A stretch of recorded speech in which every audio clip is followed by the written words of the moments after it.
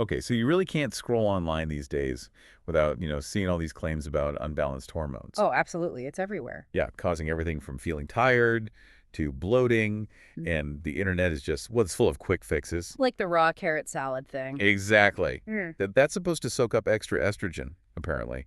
And now, like when you drink your coffee, is somehow a cure for period pain or even hair loss.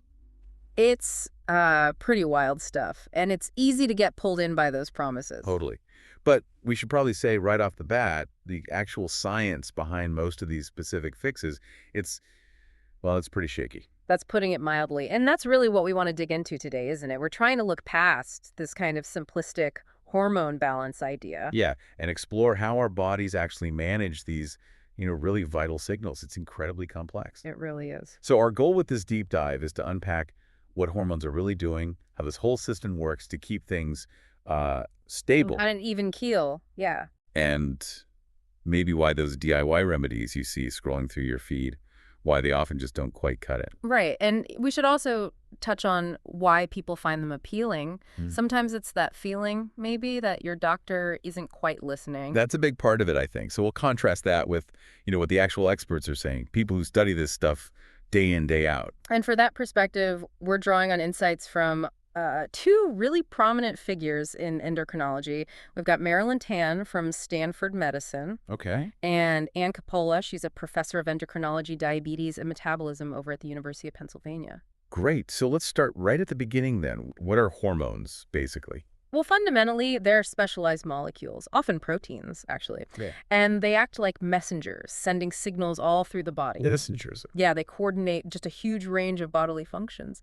It's kind of amazing when you think about it. Scientists have identified, what, over 50 different hormones? Wow, over 50. That alone tells you it's not simple. Exactly. It hints at just how intricate this all is and why, simple fixes might be too simple. So where do all these messenger molecules come from? Primarily, they're released into your bloodstream by specific glands. You probably know a lot of them. The thyroid, the pancreas, the ovaries and testes, the adrenal glands, the pituitary gland up in the brain.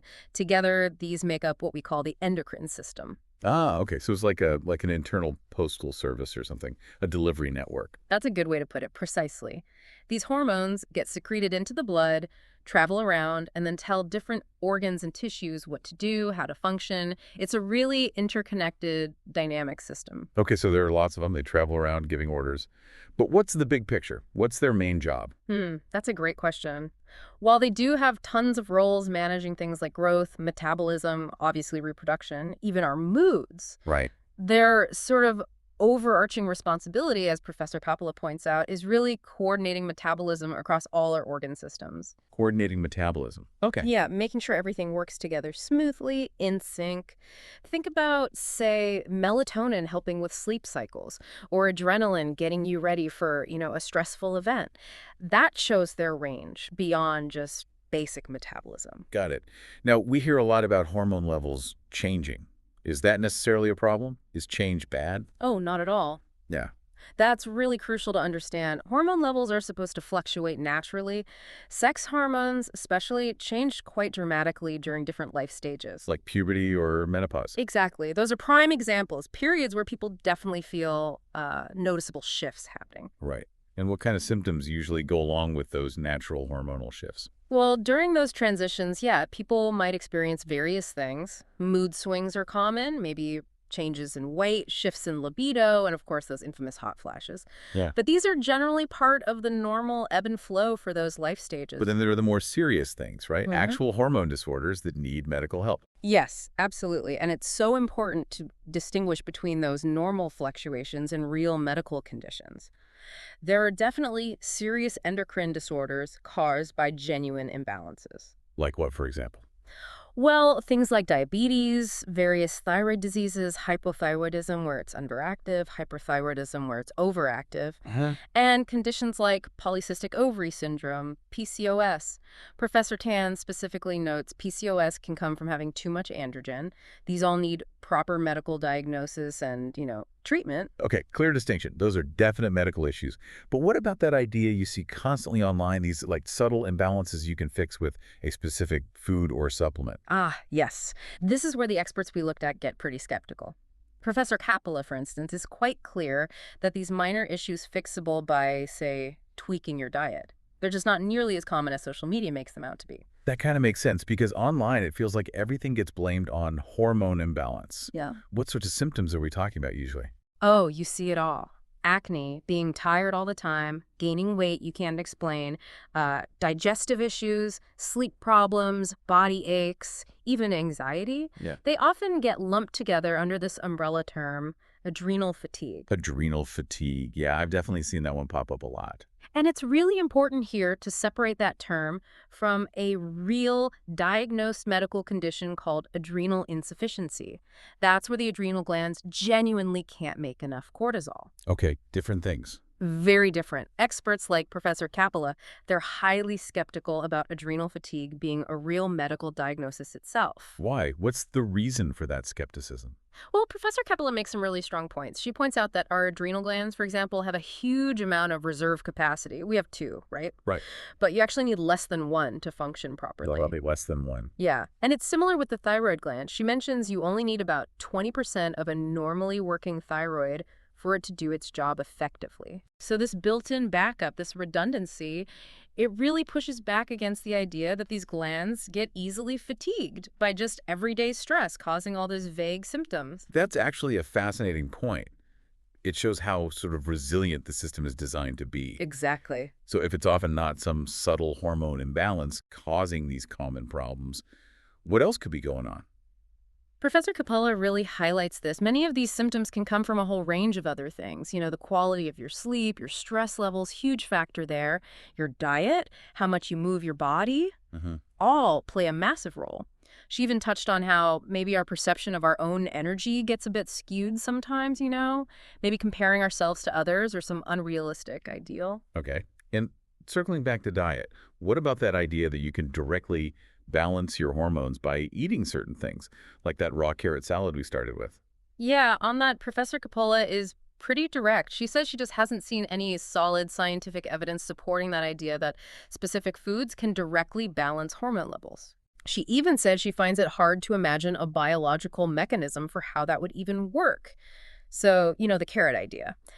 The expert view suggests our bodies probably aren't that easily fiddled with by just one food. So the body's hormone system isn't that simple to just, like, nudge with a salad. Pretty much. As Professor Cappola puts it quite nicely, the amazing thing about hormones is that their main job is actually to create balance. Ah, okay. They're the balancers. Exactly. They are constantly adapting, regulating, reacting to changes happening inside the body. Their whole purpose is to help normalize things when other stuff is out of whack. This complex, self-regulating nature is why those external quick fixes often just, well, they can't override the system. Can you give us an example of how that internal balancing works? Sure. Think about the pituitary gland and the thyroid. If your pituitary senses thyroid hormone levels are dipping too low in your blood, it releases more TSH, thyroid-stimulating hormone. That tells the thyroid gland, hey, make more hormone. And conversely, if the levels get too high, the pituitary backs off on the TSH. It's a classic feedback loop designed to keep things stable. That makes total sense. Like an internal thermostat, kind of? Exactly like a thermostat. Another great example is insulin from the pancreas for blood sugar.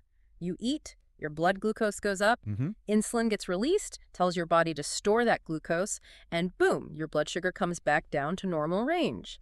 So as Professor Cappola explains it, hormones mostly adapt to what's already happening inside you, not the other way around, usually. This is really helpful, sort of demystifying it a bit. So if someone is feeling these vague symptoms and they're seeing all this hormone balancing advice online, what's the best thing to actually do? Professor Cappola gives some really practical advice here. She suggests starting by making a really detailed list of your symptoms, and this is key. Do it without jumping online first to try and figure out what it means. Okay, just the symptoms. Just the symptoms.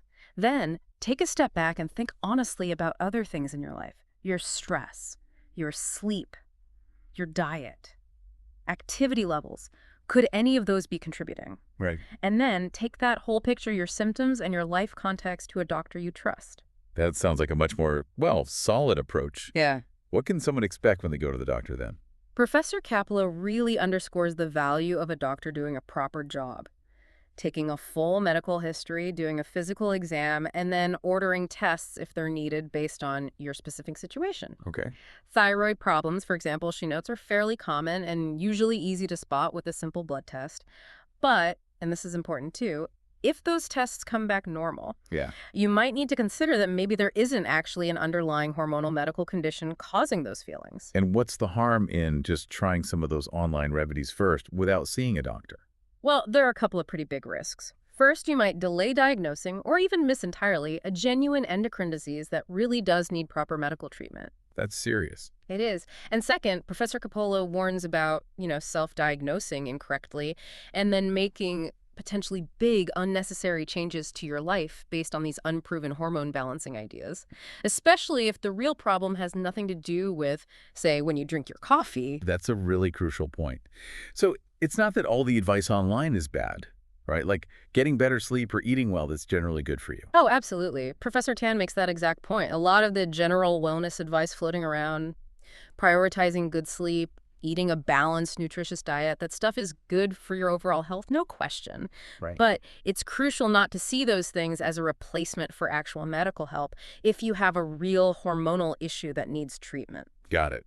So lifestyle stuff can help, maybe support treatment, but it doesn't replace it if medication or something is really needed. Precisely. Professor Tan puts it clearly. Integrating healthy habits alongside whatever therapy your doctor recommends. Excellent. But if you have a diagnosed condition needing a prescription, lifestyle changes on their own just won't be enough. Okay, so wrapping this all up, what's the main thing you, the listener, should really take away from our deep dive today? I think the biggest takeaway is that our hormones work within this incredibly smart, sophisticated system that's designed for balance already. And a lot of those common symptoms people pin on a vague hormone imbalance, they quite likely have other root causes that really deserve a closer look. And the critical next step for anyone worried about this stuff. It really comes down to being a smart consumer of health information, especially what you find online. Look for evidence, be critical, and most importantly, talk to qualified healthcare professionals. Get a proper diagnosis and management plan from them. That sounds like incredibly valuable advice. And maybe just one final thought for you to mull over. Yeah. Think about all the energy, maybe even money, that could get poured into chasing these unproven hormone balancing fads you see online. Where could that energy be better spent? Perhaps on overall well-being and really getting to the bottom of your symptoms with help from trusted medical experts.